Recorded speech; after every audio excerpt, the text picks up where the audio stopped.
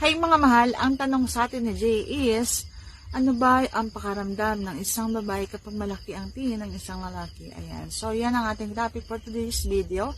Interesado ka bang malaman kung ano ang aking sagot? Please keep on watching. Pero bago yan, kung bago ka pa lang sa akin channel, please consider to like this video and subscribe my channel.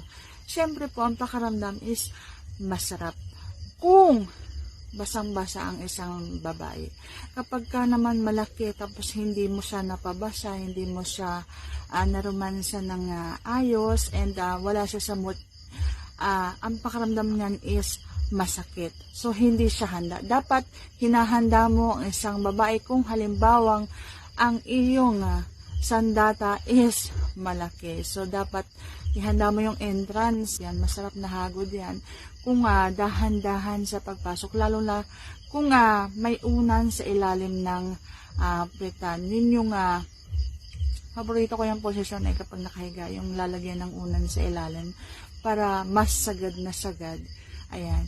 So, kung malaki ang iyo, so masarap yan. Depende sa sitwasyon. Kung basang-basa at handa ang isang babae, kung hindi naman siya handa, so masakit yan.